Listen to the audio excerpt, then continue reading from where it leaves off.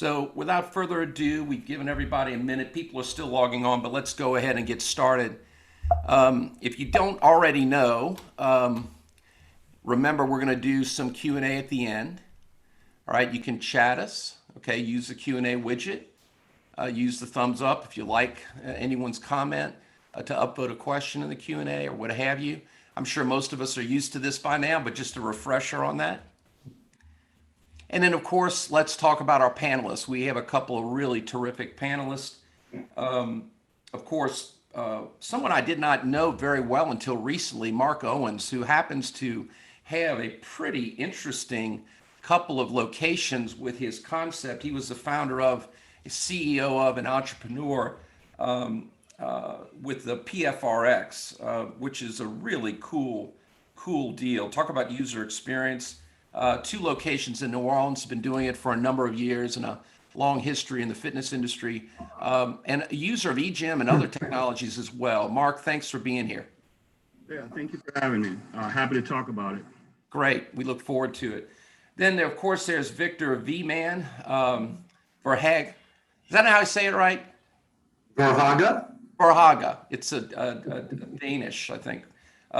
Many of you might know Victor, background in the Marines, and has worked for 30 years in the fitness space now for brands like Cybex, Free Motion, Institute of Human Performance, and then oversaw a growth of export. He was responsible for sales and overseeing the fitness staff, personal training in particular. Now he's working on several large projects in the fitness space. Victor, thank you for being here. It's a pleasure. Yeah, super pumped. And then finally, my colleague and friend, Dana. For those of you know, Dana Milkie, he has been in the industry space for a number of years and was an operator for Gold's Gym, of course, in the Northwest, and then went on to be a senior vice president at ABC Financial. He has done a number of other things as well, including InTouch, where he's been in the leadership team there for a while. He's been now the general manager of EGYM North America for well over a year. Dana, thank you for attending, and thanks EGYM for sponsoring the expert panel. Yeah, Brian, thanks. And by the way, you didn't mention that summer hasn't started here in Seattle, so we're still gray and rainy. But that's kind of a almost permanent way. I'll be there to see you this weekend and spend some time where I can decompress and cool down. Yeah. So. I'm looking forward to today. It's an exciting topic, and I can't wait to get Victor and Mark's input. So thanks for hosting us. Yeah, no, I appreciate it. We're going to get to the panelists. A few things to just touch on in advance. When you talk about technology in the fitness floor, right? We're going to touch on a couple quick things here. You've probably read these kind of stats before. We're really talking about designing user experience, right, for the member around some key things. And the reason that really matters is because of course, retaining customers, members longer. And when you have a well-designed fitness experience on the fitness floor, you're going to see an improvement in profitability. Retention leads to longer-term and sustainable profitability. And this has been repeated by everything from Paul Bedford, our colleague, the retention guru, where his studies have shown if members are onboarded correctly, they go through the right kind of designed experience, they're going to have a longer lifetime value. Similarly, Strava did research in 2018 that wherein 94% of users who set goals as part of a program, they remain active 9 months or longer. So these are interesting outcomes that relate to designing a user experience on the fitness floor for good business reason. And we kind of broke this down into some simple kind of pillars that we'll be talking with the experts about here in just a moment. Bringing the member in, onboarding and assessing them, providing them guidance and programming, actually training and motivating them, providing them measurable results, and then creating a simple, convenient feedback loop so it's a continual improvement. And as we're going to hear from Mark and we're going to hear from Victor, there's a lot about the success of these different concepts that have taken technology and do this well, and that has a direct impact on the outcomes of their business performance. So let's start with our first question then and get into the conversation.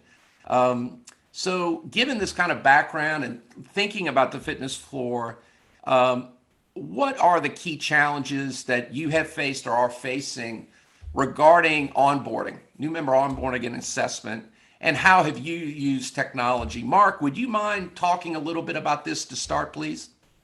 Absolutely. So initially, I have no challenges. The actual implementation of the EGYM experience and the onboarding practice that comes with it, it really gives a new member a completely different horizon, so to speak, in the joining of a gym or joining of our facilities. There's a lot to offer them. To show them what is new and what is different from the traditional gym experience that they've always had. So it's very intriguing to get them, for them to get into the onboard, have that date, put in the book with an e-coach, have them show up. 9 out of 10 times they're going to show up. There's a few cancellations, but absolutely, I believe it's done more for my business as far as giving the new potential member a reason to come to the gym and have a tour and get something for that tour that they haven't normally expected. Assessments are everything. It's part of it's part of our onboard experience. So everyone goes onto the InBody 570. Everybody gets a diagnostic in their hand, and then we have that's another talking point for recruiting a new member is putting that information in their hand, and then of course putting them on EGYM and having them experience it. The close rate is pretty high for us, for anyone who comes to our establishment. And that's because, Mark, it's a consistent experience. It's providing them a direct feedback. What are the things that are really making it different than when you started out? Yeah. So the EGYM experience is a guided fitness experience for every individual. So what we were able to do was tap into the market, the higher end of percentage of people who that aren't gym goers, that don't pick up dumbbells and play weights and don't really have any desire to do that. They want to get fitness, they want to get strong, but they don't want to have to go, and use all this different apparatus. So the EGYM experience, the technology of it makes it very, very clean, less surfaces to touch, and just very efficient as far as getting them through the circuits.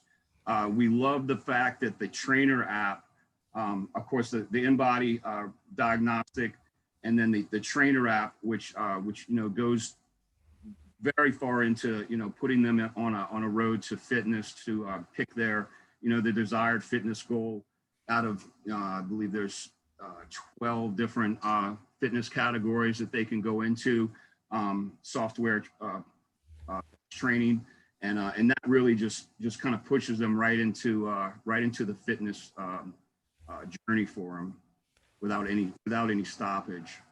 Got it. And Victor, particularly in your role at Export, then other projects you're working on now, tell us what you've faced as far as challenges with onboarding and assessment, and how have you used tech in the past? Well, number one, absolutely, was getting them to show up. I mean, they'd sign up and never show up. That was the biggest challenge when I first started with Export Fitness and the current projects that I'm working on right now, based up in Seattle. And now we're doing 6 facilities down in Florida and 6 facilities in Texas. Was number one was just getting them to show up.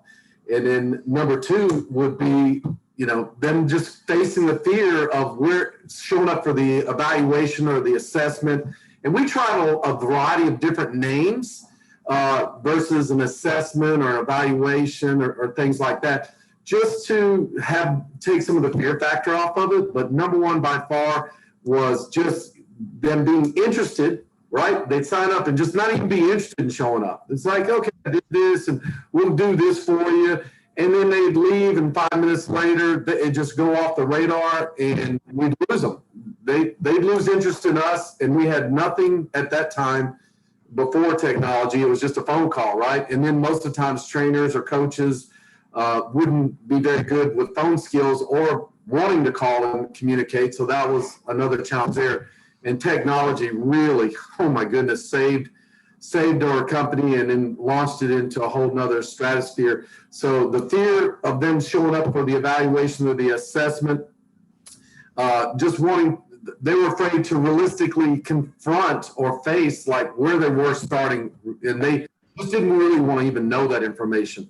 So we had to really be creative. So there's the other thing, be creative with it, make it more positive, more fun, not scary, and then provide data and analytics or information that was specific to, so if it got to a scale, which we used, it would just be, let's just get a starting point of where you're at today, and not go and approach it real negatively. It's like, oh my gosh, so we had to train just on that using the technology and the different scales nowadays as well too.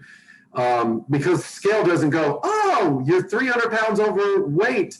That's a good thing. Oh, I'm so proud of you. So there's no scales with AI in them or anything right now. That may be something in the future, but just communicating to them. So with the evaluations and the assessments, we started using different technologies. One of those was the visual fitness planner. And again, we would use that in such a way just to kind of say, let's find out where you're at and let's find out what it's going to take to get you where you want to go and be.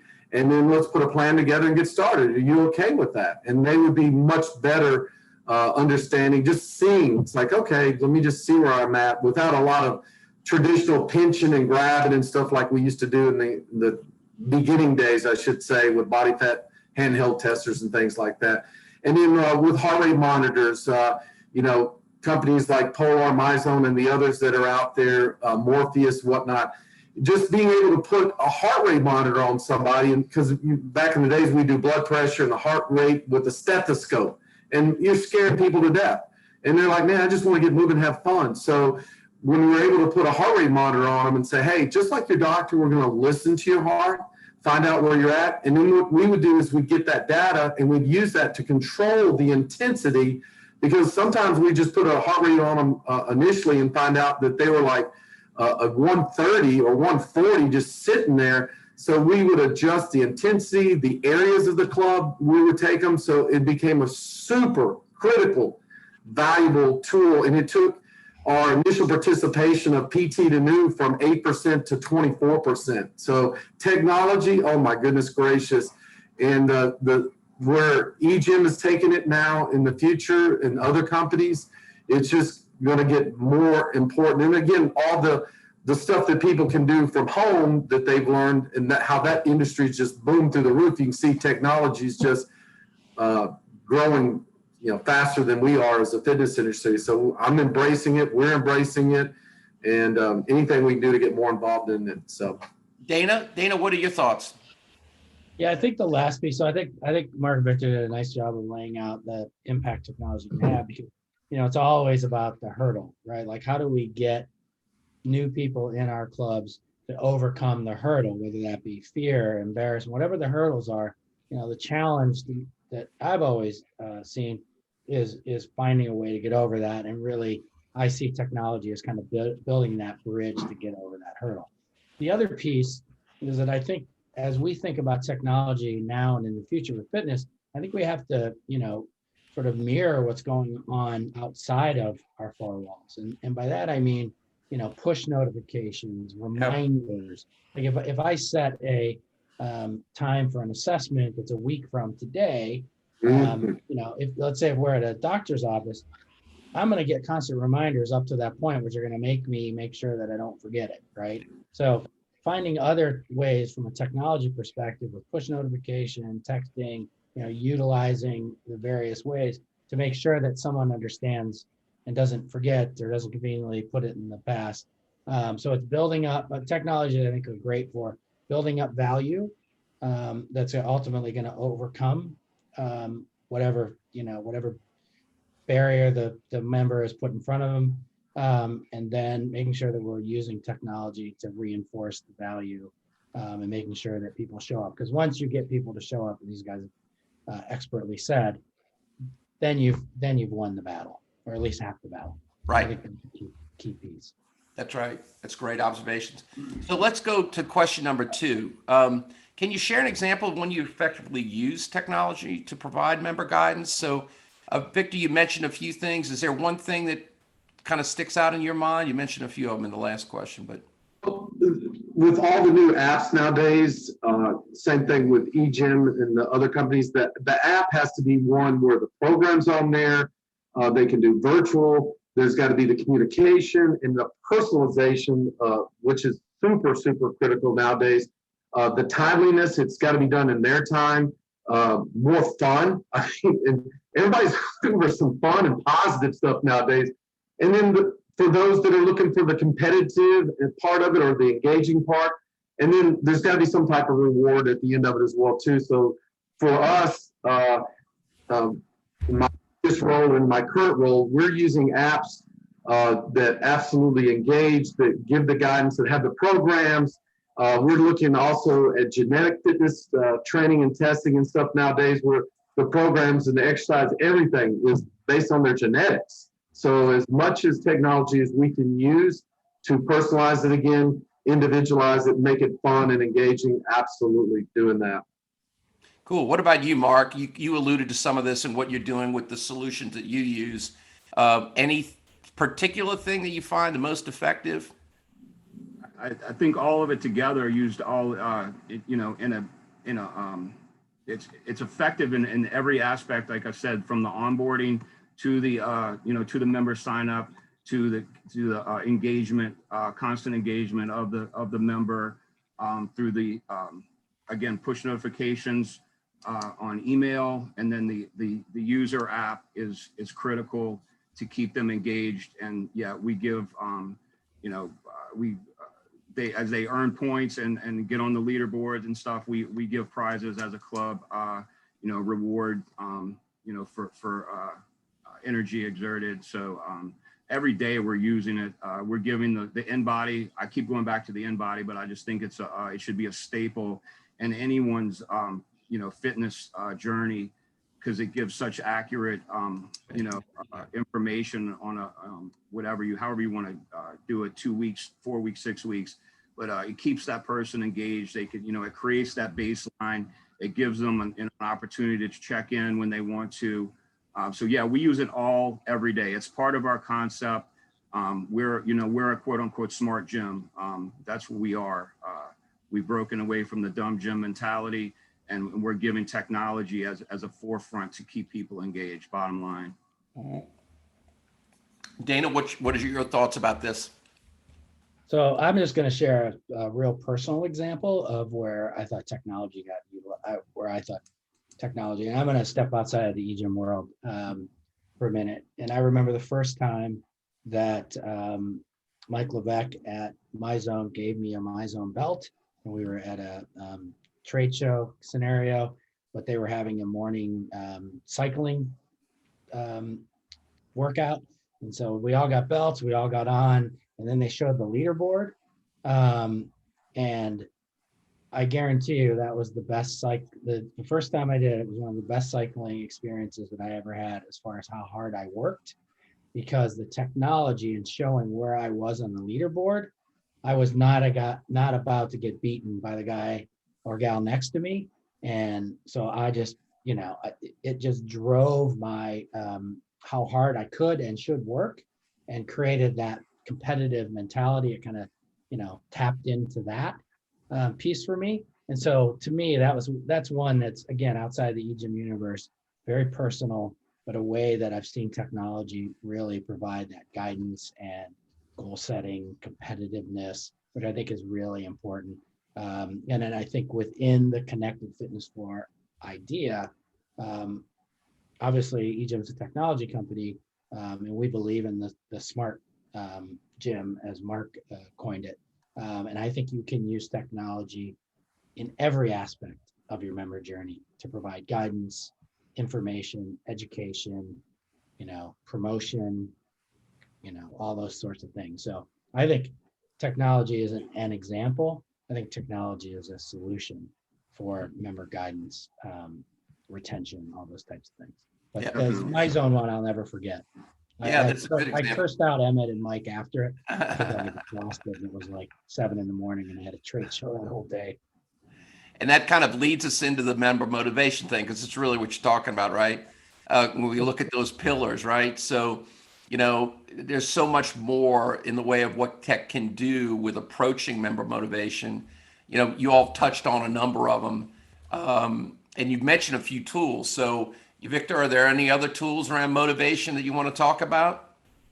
A really good one that you turned me on to was the virtual reality. So we started connecting our members through virtual reality and the gamification there, the different events. We would go scuba diving, we'd jump out of a helicopter, doing wingsuits and stuff together. So that was a humongous motivation. So I thank you. So, and again, that helped me connect with a whole nother generation, because my son, who's 17, got so fanatically into it that he stopped. And here's what I love about the virtual reality and the technology and any technology that does this. It got him off of a computer playing video games, standing up, moving. We put the MyZone straps on him, and the kid burned like 1,000 calories in 45 minutes and just nonstop. And again, he's up moving, he's lunging, he's squatting. I didn't say, son, I need you to do 50 squats or 20. He did it all, moving in 3 dimensions, functionally, everything else. And then now that he's in his football camps, we leave tomorrow for another football camp, but it's helped him in his football training because his hand reaction skills, his timing has just been incredible. So I'd say social media is another great motivation that we use as well too. The activity trackers, we've all mentioned those, have been a key component. And any type of app that's engaging, that's where there's competitions. I know there's a company down in Florida called YesFit. Yes.fit is another one where they have medals and challenges, charity events that people can participate. So it's not always about burning a calorie or how many burpees you do. Sometimes it can be participating in a charity event that motivates them because they're doing something good for the community and the world. So I look at that. So that's what I'm going Great. with. It's a great answer. And Mark, you mentioned things like you're actually doing giving out recognition to your members when they get on the leaderboard, they score points. So you're making this part of your whole ecosystem in motivation as well, as you'd mentioned. Yeah, that's an approach that we're using for motivation. They generally motivate themselves when they find out that they can win prizes and swag for like I said, effort exerted. But we have obviously taken the approach, opening back up after a pandemic. We're motivating through safety practices and cleanliness and just overall health and wellness in our facility, and then backing it up with the the EGYM equipment. Again, that less surfaces to touch. There's a lot of the the functionality of the machine is done automatically through the software. So it's just more selling points for us to get members to feel comfortable, to come in and stay in the stay in the EGYM and keep going for their recommended 3 times a week through the circuit. Yeah, that's pretty much how we motivate through those methods. Dana, do you have any other stories outside of the great MyZone one and your never forgiving Emmett and Mike for their getting you on? By the way, there's lots of things I won't forgive Emmett for, but probably aren't appropriate for the PG network we're on. But I think one of the things that I like to take a look at is I look at it almost as an ecosystem with the member at the center, right? And so that hub and spoke idea, right? So I do think having multiple tools in order to keep members motivated at the center of that ecosystem, I think is super important. So, whether it be MyZone or whether it be an Apple Watch or, being able to give them like real-time feedback, I think is a really important part of motivation. But I think that's the initial high. And then you got to keep finding other ways to say, okay, from the end of this workout to the next workout, as you progress towards goals, what are the tools we can bring into play to make sure that we're keeping people on the right track? Because it's easy for me to feel the workout high, but then when I go back to my regular life, what's going to be that next thing that kind of takes me back up the mountain? And so we're constantly looking at how we build that out and how we add different things to our ecosystem to make sure that there's a consistent motivation. And so one of the tools, you can see it on the screen, that we use and leverage is the BioAge, and it's an EGYM developed concept. Really, what we're showing people is, metabolic, strength, cardio, flexibility, the combination of those measurements to tell you exactly not how old you are on your birth certificate, but rather how young or old your body is, and then showing you progress towards, if I'm 50, I want to be 39, and kind of using that as a constant motivator so that people remember that, they got to do the next workout because I want to be able to tell people my BioAge is 39 and I'm 50. We constantly look at two sets of tools. One is that immediate motivator, and I think MyZone does a great job of that, as I've already expressed. And then the consistent, rewards, feedback. I know we're going to talk about that in a bit, but those are some things that I think are effective. Yeah, makes total sense. So we have another 2 questions here. So, to the audience, I hope you're saving any questions that you have. Got a few of my own. On this one, what do you view as the most critical component of measuring results?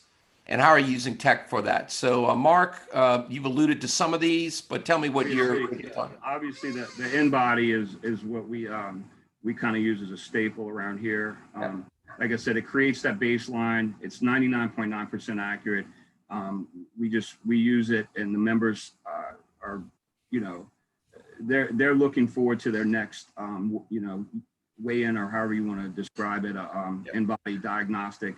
And those are the things that they kind of base their results, their training on most is where they've gone from in body fat percentage and muscle mass gain. Yeah, that makes sense. Makes complete sense. We're using it a lot. We're burning through, through the papers. We probably do a good 100, 150 InBodies per location a month. Wow,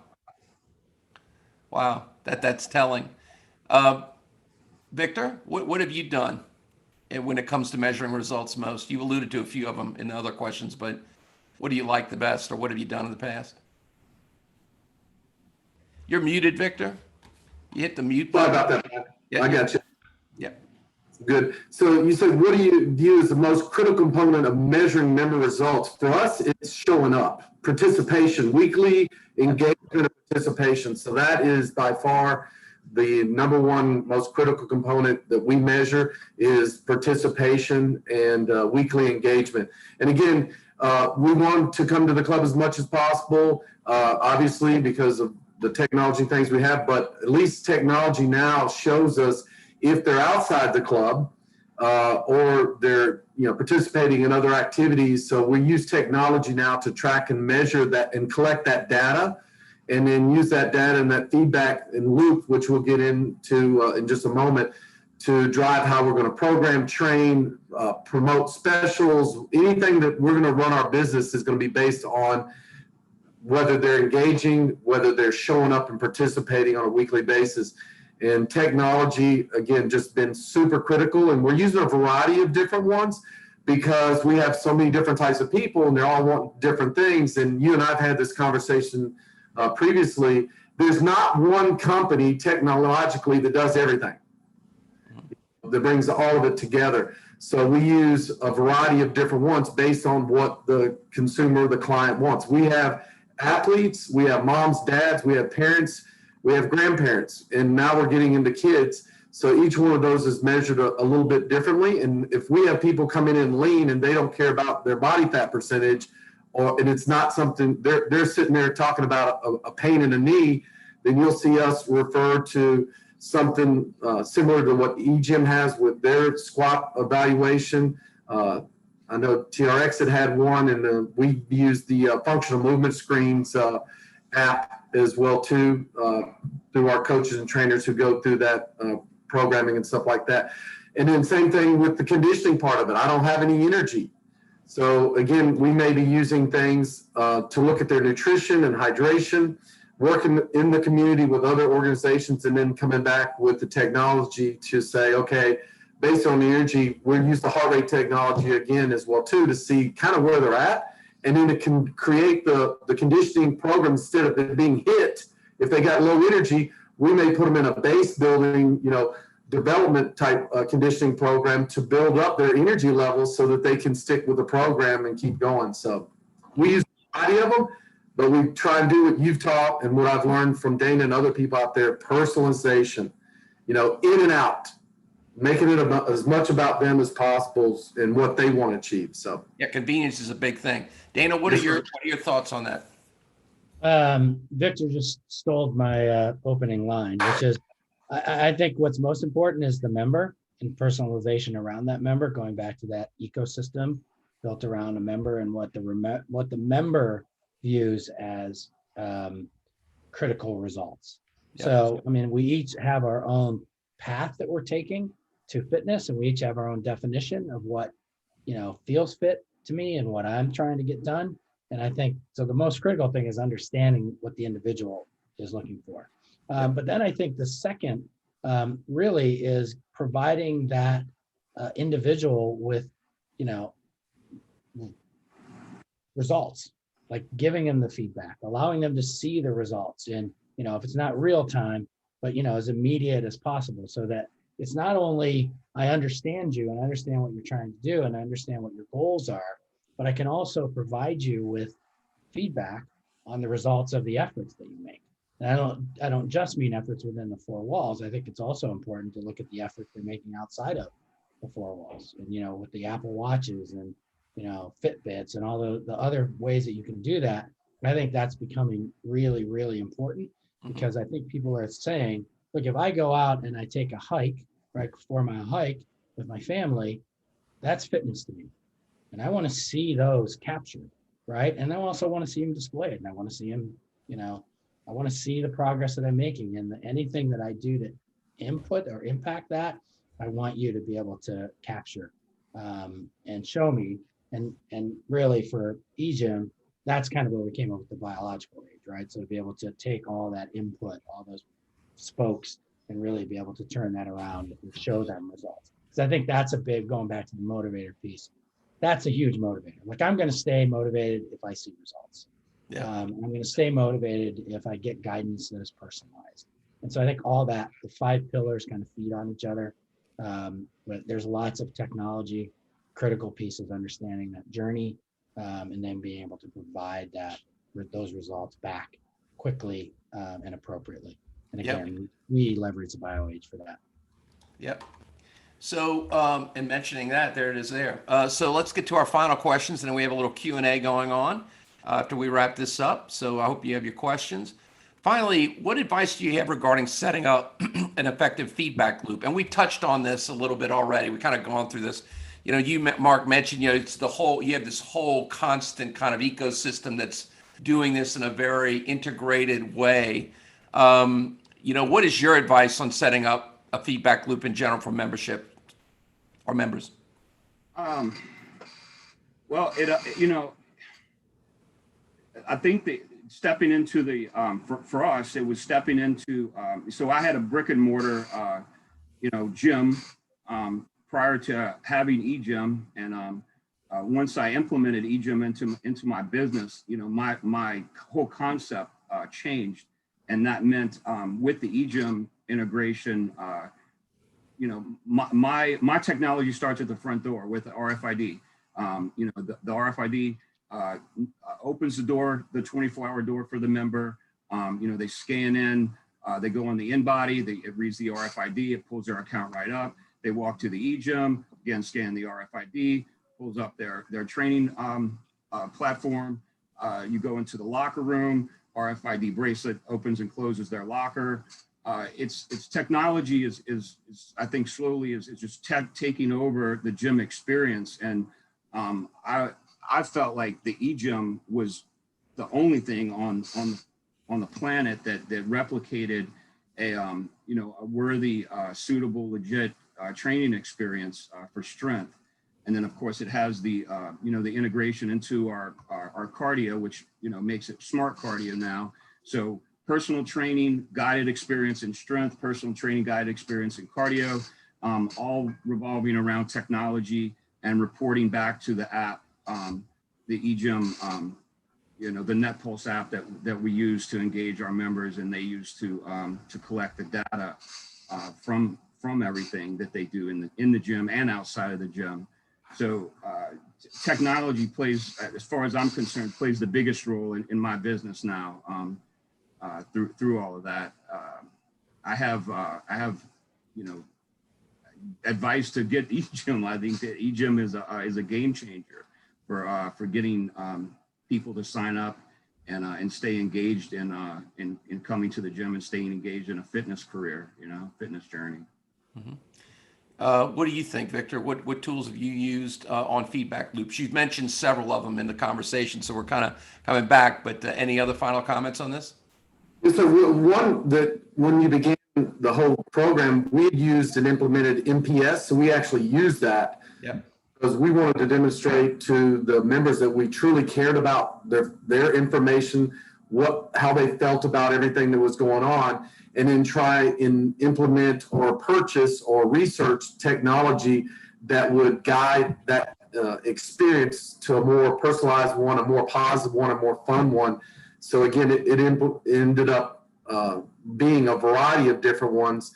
But now moving forward, obviously, companies like EGYM and not many others are really trying to be the one-stop that kind of meets all the needs of each one of them. But for us, we had used the MPS was the big one. And then obviously we had used the MyZone. So when they walked into the club, the trainers would know and get the information. They would show up on the screens and we could, begin the program there. And then the apps that we were using for personal training and nutrition, because we used DotFit as well too. So the nutrition piece to that needed to be complete. But with the fitness app and the wearable technologies, they're all communicating together so that we begin the experience before they even get in the door. And even as they leave the door, they're getting information about what they should be doing as far as nutrition, supplementation, next meal that they've got coming up based on goal. So those were some of the things that we implemented and we were using. Yep, that makes sense. And Dana, any final comments on this one? Yeah, I mean, I think I kind of think of it in two ways. There's immediate feedback, and then there's an opportunity to create a longer term loop for members. So going back before a lot of technology was in place, when I was at Gold's, we used to leverage the NPS scores as well, and we used to, under the leadership of like Blair McCaney and MXM, we did a lot of surveying of our members. So using the Medallia tool to do that, to give them, rather than just on their journey on the fitness floor, like a broader opportunity to talk about, do they like our locker rooms and all the other, amenities that we had. So I think doing that kind of regularly, surveying your members, I think is an important piece. And that's kind of a longer term, maybe outside of the experience that day on the fitness floor. And then I think there's opportunities, in-app opportunities where you can provide them immediate questions to drive feedback, which certainly we do within our app. So I think you got to look at it short term, catch people in the moment when they have, the most immediate feedback, make sure you're providing tools there within an app, and then set up a longer term feedback for, the overall experience. That's right. Maybe having a great experience on that day, but there's things about the rest of your facility that are bugging them that kind of get in the way. And so you want to make sure you're gathering. Again, we work closely with Blair and MXM on that kind of thing. So those are two, a member app that captures immediate feedback for in-app surveying, and then a broader survey around the NPS score with a tool like Medallia and MXM. Yep. It's all right. That's all correct. So before we get to the Q&A, I think you wanted to chat a little bit about Fitness Hub, Dana? What do you want to add for the audience? Yeah, and I'm just going to run a quick video. I'm Brian, maybe do that. But before you launch the video, I think all of this for us it really culminates in trying to help clubs create that smart fitness floor and kind of working with operators like Mark to really impact the onboarding experience, the assessment experience, and really kind of be the center. And if you go back a bunch of slides, you can look, there's a number 5 in the middle of that circle for the 5 pillars. You know, we kind of said, what can we do at EGYM to kind of be that center? And the Fitness Hub really is the product that we developed and are launching in order to effectively do that. So with your permission, we can watch a short video on that. Yeah, great.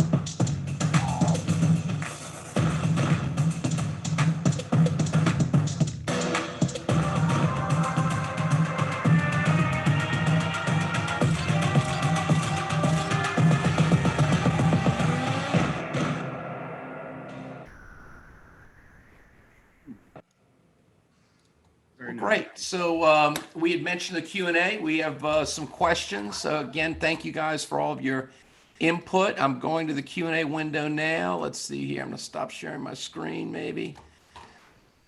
All right. So Alan Leach, thank you, Alan. You're sending us a great question. Our friend in Ireland. So in addition to onboarding, we constantly role-play trainer-client interactions. These staff training days can be 2 full days for new trainers. Do the panel believe this is as important as the technology itself? What are your thoughts on that, Victor? Absolutely. We did it for 5 days, and then we would do it 3 to 4 days every month ongoing at the clubs. So absolutely 100%. Nothing beats the live interaction, the pat on the back, the handshake. So we didn't do everything touchless, but yeah, nothing beat like being in there and just smiling at somebody and saying, man, you did fantastic. That was, so proud of you, so absolutely agree. Yeah, And, Mark. Yeah, go ahead. I'm sorry, Victor. Yeah. Mark, what do you think? Are you referring to interaction with a member or with a personal training client? Basically role playing, with staff. So they would role play with trainers on client interactions. So it's kind of like a training for staff to kind of get them down to what they need to be working on. Yeah. So and an e-coach is the human interaction with the new member. And so, yeah, for that onboarding experience, what they do is they'll shadow a veteran e-coach for a couple of weeks and learn how to, essentially onboard somebody correctly and ask the right questions and, obviously, give supportive feedback. But as personally, the main thing I do interaction wise with the members is make sure that they're taking their strength tests when they're prompted. Keep them on track that way. Mm-hmm. Understood. Dana, what are your thoughts? Yeah, I mean, I think it's way underutilized to work on that trainer client experience. And I think that one of the things about bringing technology in is that in our mind, the technology frees the trainers up to have more of that connection, right? So you're not constantly worried about, do I have the seat height right? Where should I put the pin? All that kind of gets out of the way. And then, so you clear out the fog or the underbrush, as I like to say a lot. And then it creates that one-to-one, like, let's talk about you and kind of that personal connection.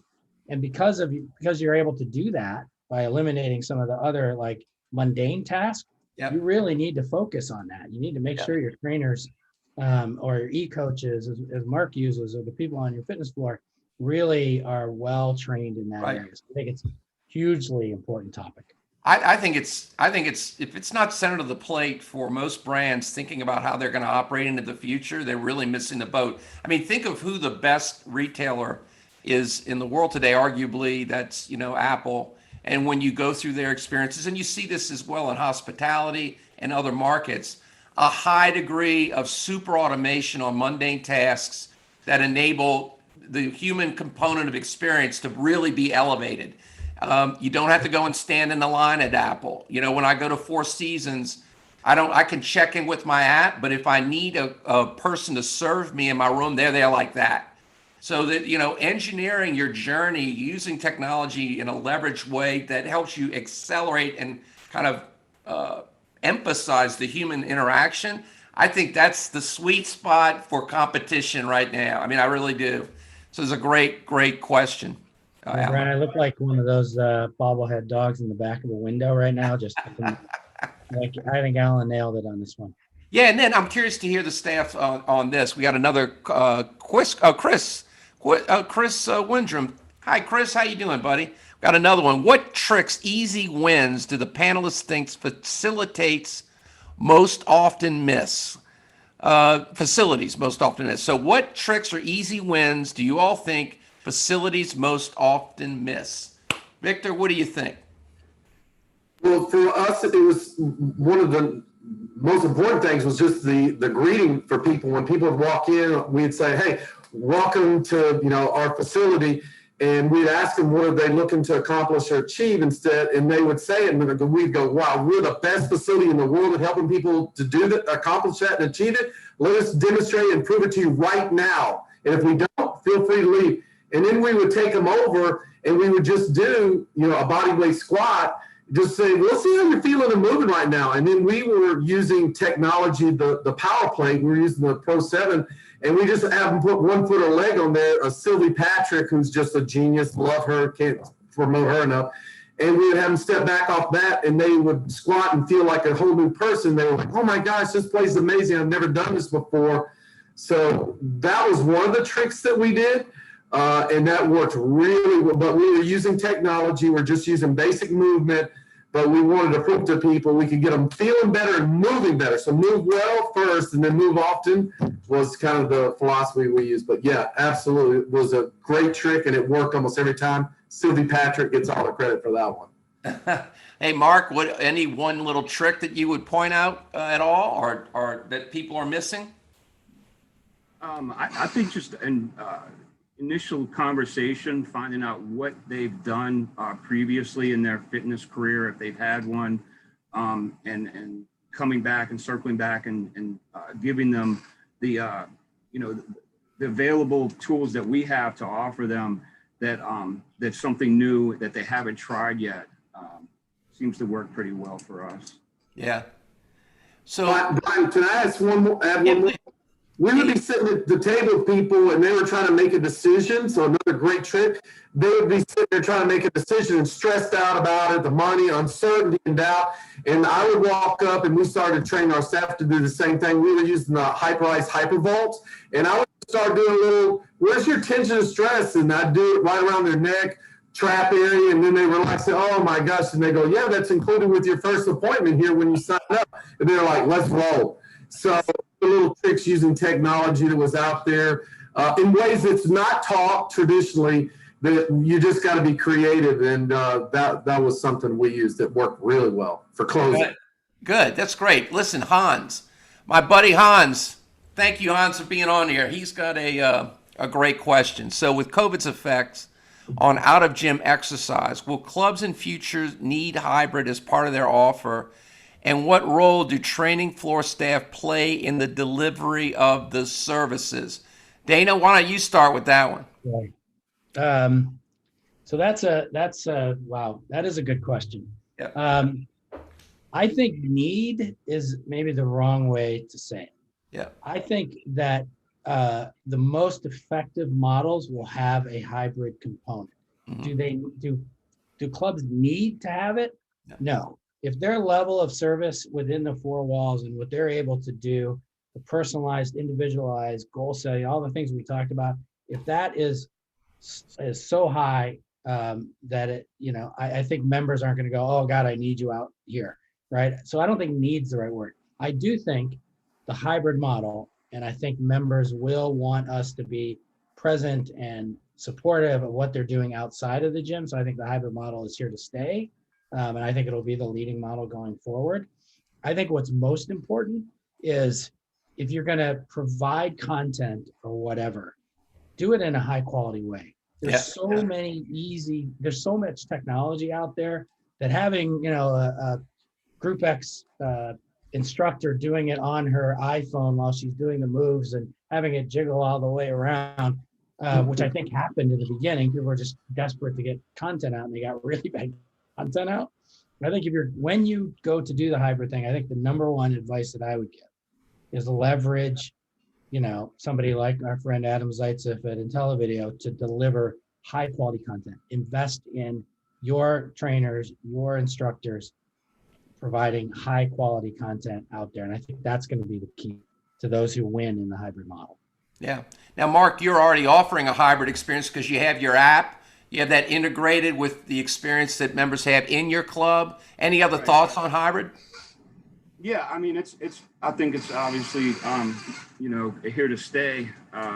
We don't know what's coming in the future, but we've done is we've integrated our, we use Les Mills Virtual as a platform here for our 24 hours classes.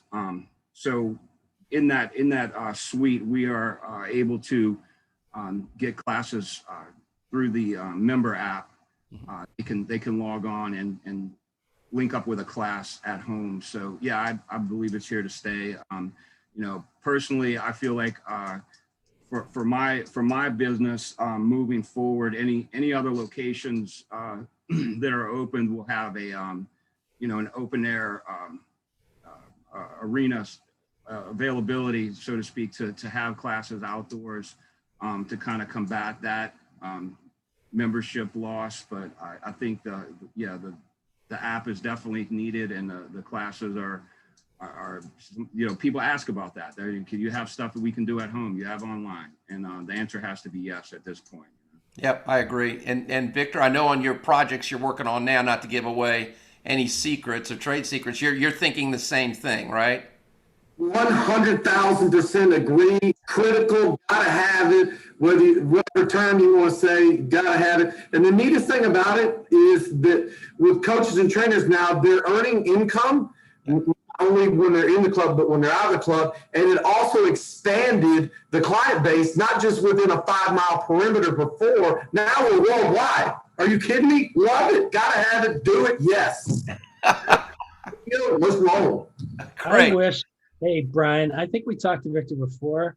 I wish he'd get off the fence and really just decide one way or another on this topic. He crawfishes a lot. That's a term they use down here. Mark will tell you in the New Orleans area. He's crawfishing, right? Well, listen, those were some great questions, great answers, some great feedback. And of course, if you all need to talk with EGYM about their solutions, this is how you reach out to them. Dana, again, thanks to EGYM for sponsoring this FITSE Expert Series. We had some pretty interesting conversations, a great audience from all over the U.S. and the world. So thank you all for being here.